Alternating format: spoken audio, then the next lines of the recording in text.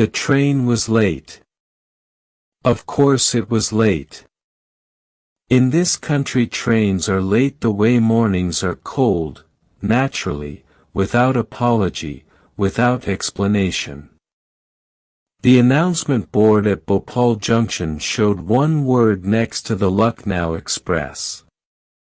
Delayed. No time given.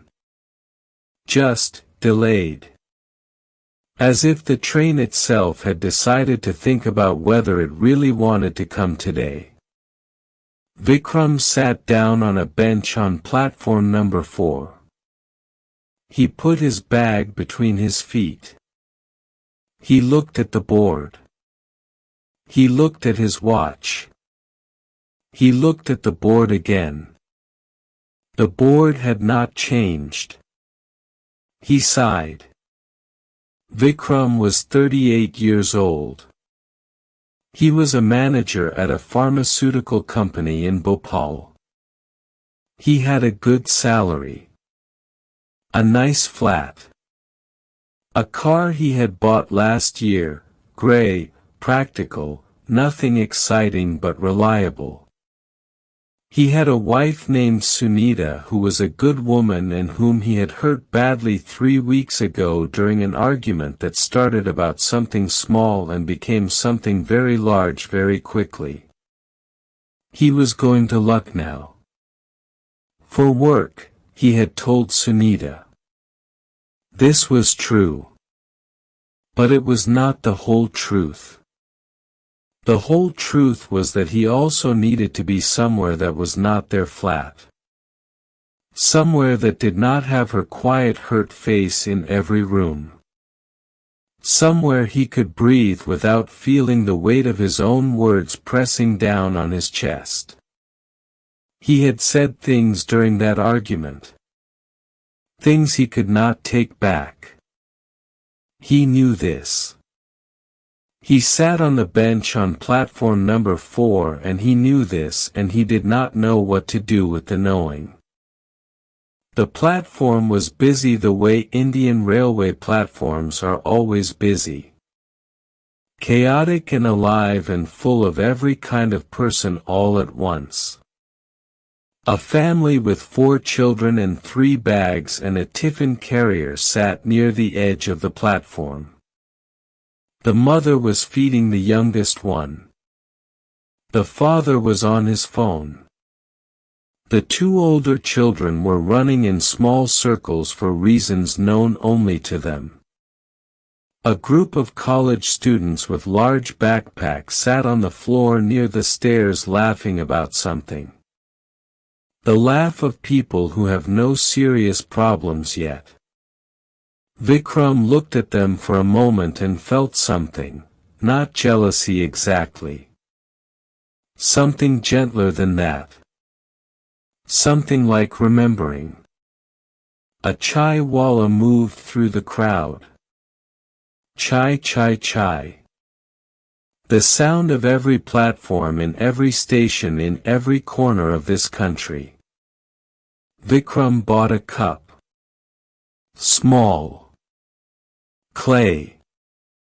Hot enough to burn his fingers slightly. He held it with both hands anyway. That is when he saw the old man. He was sitting at the far end of the bench. Vikram had not noticed him before. He had sat down quickly and looked only at the board and his watch and his thoughts. But now he looked. The old man was perhaps 75. Maybe older. White hair. White stubble on his jaw. He wore simple clothes, a light kurta, old but clean. He had no bag that Vikram could see. No luggage. No tiffin. No phone in his hand. He was just sitting. Looking at the tracks. Not the board. Not the people. Not his phone. Just the tracks. the two long silver lines disappearing into the distance. There was something about his stillness that was different from everyone else's stillness. Everyone else was still because they were waiting. This man was still because he had, it seemed, nowhere to go and nothing to wait for. Vikram looked away. He drank his chai. He looked at the board. Still delayed. He looked at the old man again. 10 minutes passed. The old man had not moved. Not once. Not to check a phone. Not to look at the board. Not to shift his position.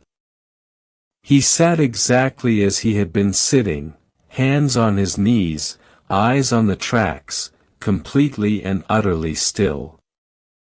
Vikram found this, he could not explain why, slightly unbearable to watch. Something about it made him feel uneasy. The way a very quiet room makes you want to make a sound. He looked at the man again. Then, and he would not be able to explain this later, not fully, he picked up his chai and his bag and moved down the bench until he was sitting 2 feet away from the old man. The old man did not look at him. Vikram sat there for a moment. Then he said, "Train is late." It was possibly the most unnecessary thing he had ever said. Obviously the train was late. The board said so. The empty tracks said so. Everything said so. But the old man turned. He looked at Vikram. His eyes were dark and clear and surprisingly alert for a face that old. The kind of eyes that had seen many things and had stopped being surprised by any of them. "Trains are always late," the old man said. His voice was low and unhurried. "But they always come." Vikram nodded. They sat in silence for a moment. Then Vikram said, "Are you going to Lucknow also?" The old man shook his head slowly. "I am not going anywhere." Vikram looked at him. "Then why are you on the platform?" The old man was quiet for a moment. He looked back at the tracks.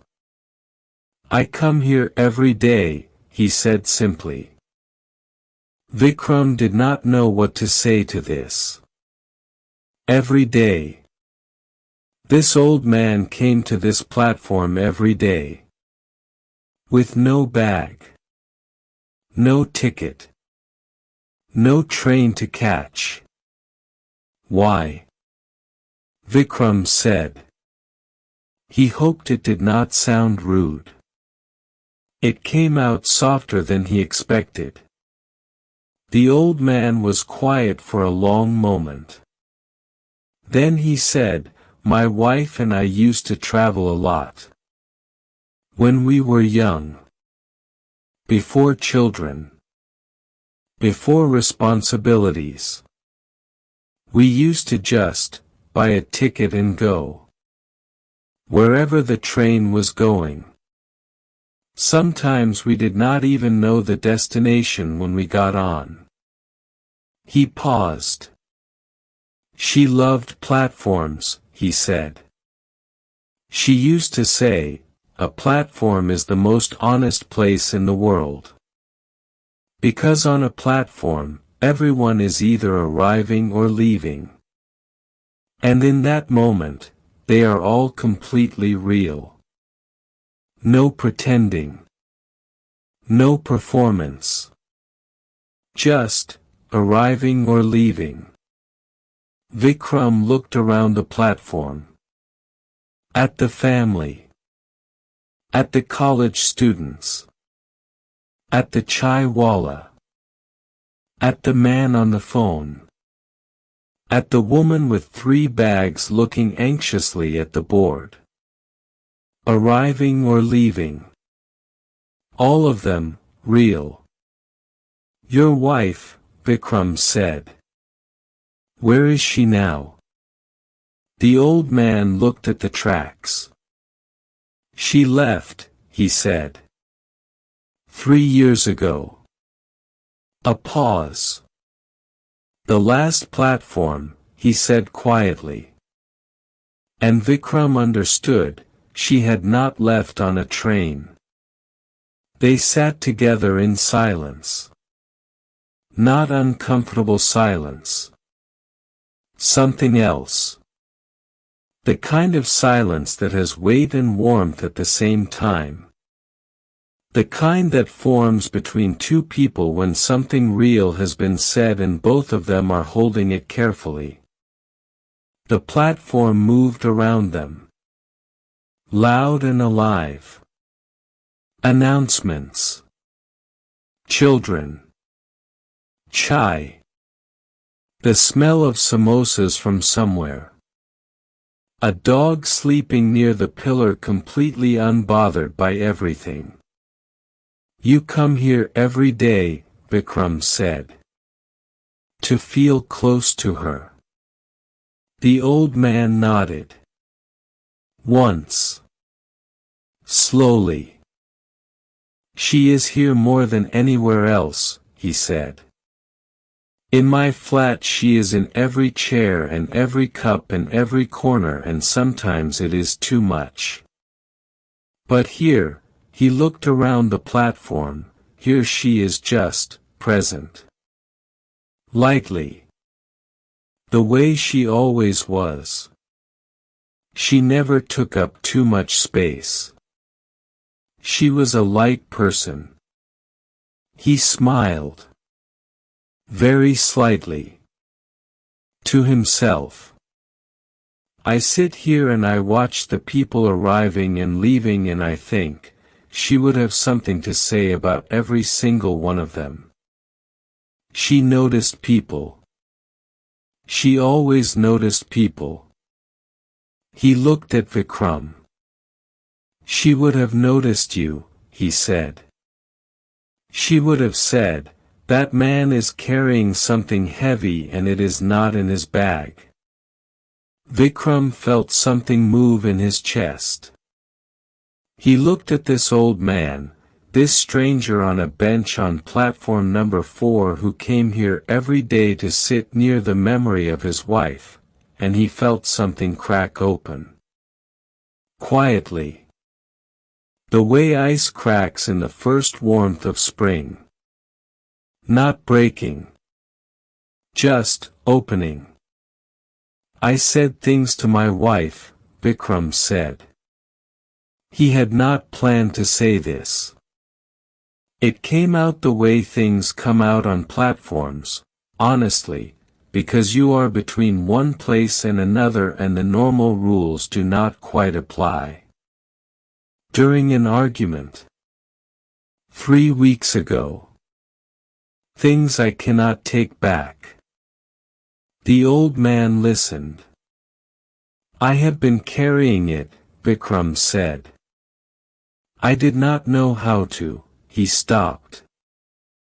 I do not know how to go back into the flat and face her. I keep leaving for work. Staying late. This trip, he looked at his bag. This trip is work. But also it is, not going home. He stopped talking. He felt slightly embarrassed.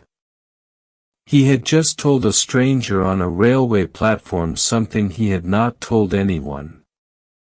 Not his brother. Not his oldest friend. The old man was quiet for a moment. Then he said, What is her name? Vikram looked at him. Sunita. The old man nodded. Sunita is at home right now, he said. In your flat. With all the chairs and all the cups and all the corners.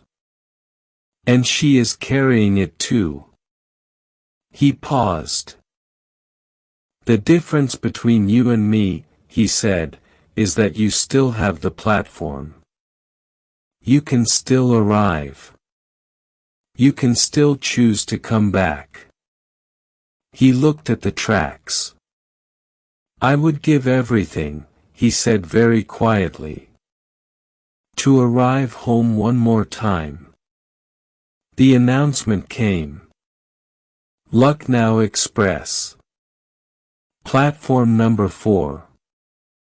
Arriving in 15 minutes. Vikram looked at the board.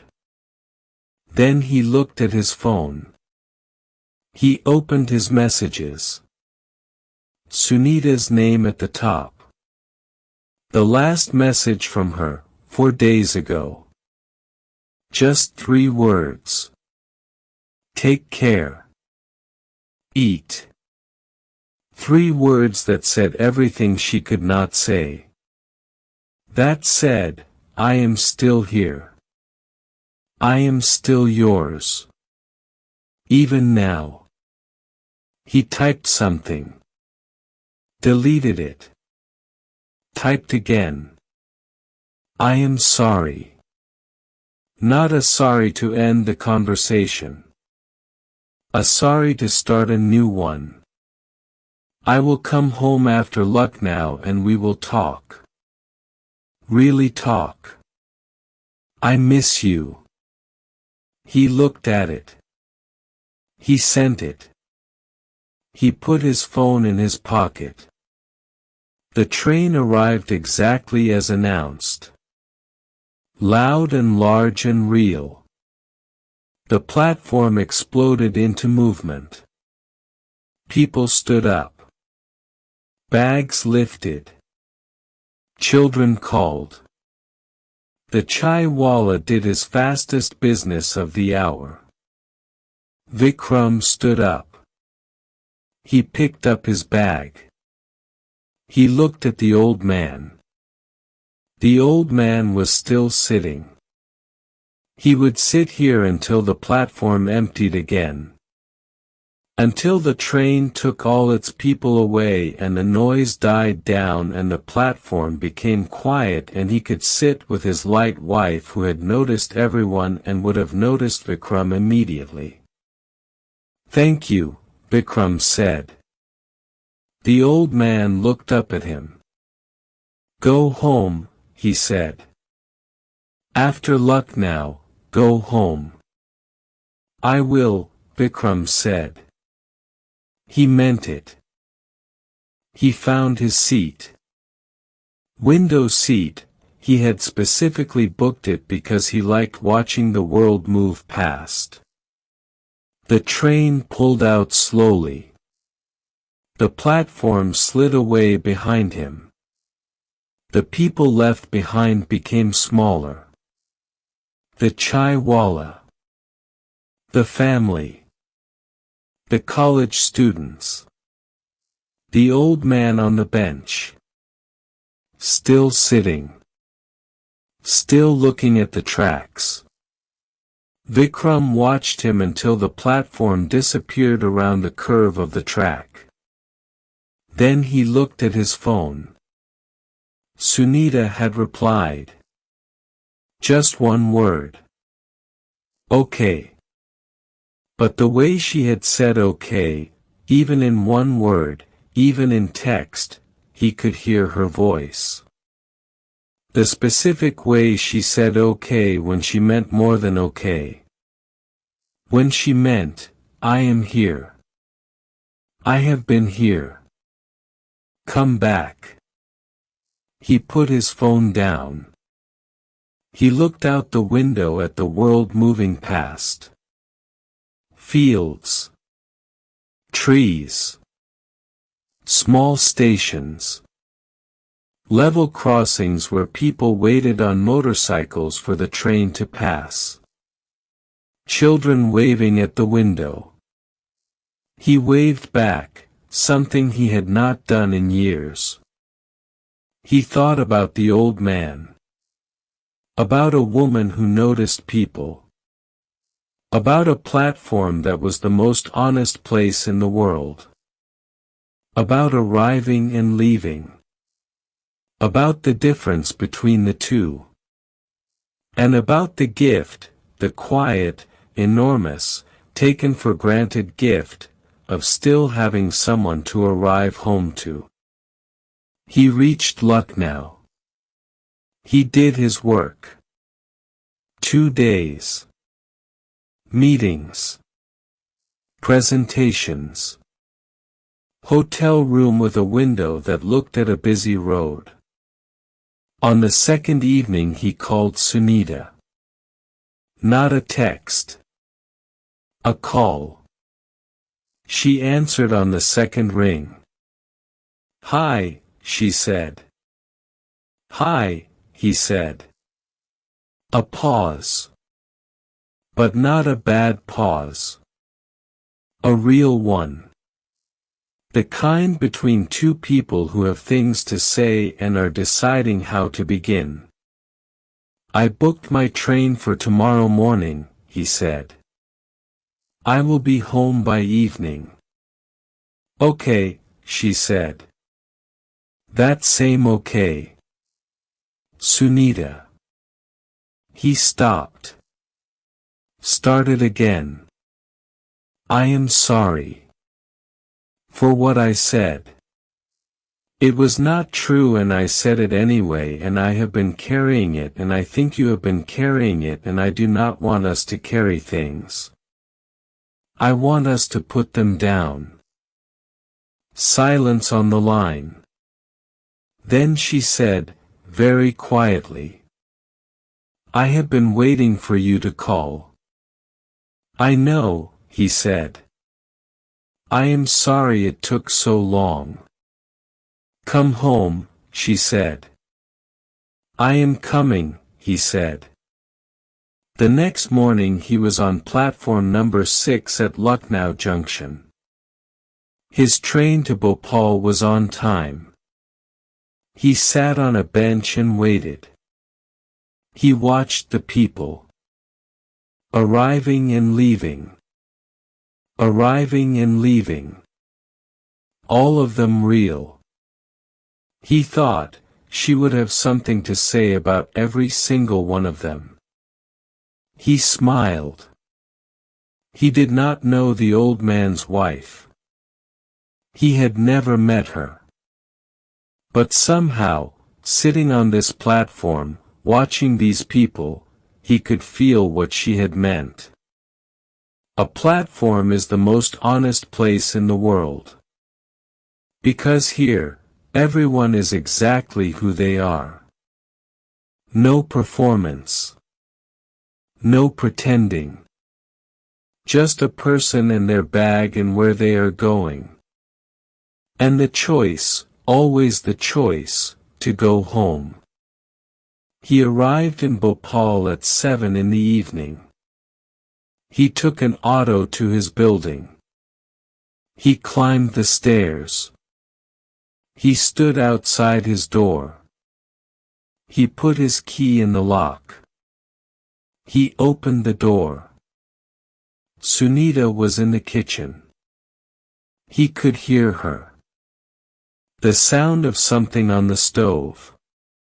The smell of dal, his favorite, the one with the tempering of mustard seeds that his mother used to make and that Sunita had learned specially for him years ago. She heard the door. She came out of the kitchen. They looked at each other. No words immediately. Just two people in a doorway. Arriving. Really arriving. After 3 weeks of being in the same flat and somehow not arriving at all. She crossed the room. She hugged him. He held on. Outside the window Bhopal did its evening things. Lights coming on.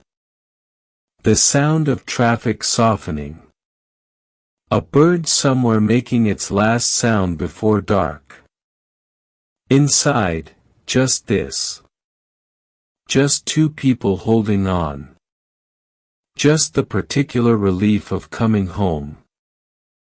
He never saw the old man again.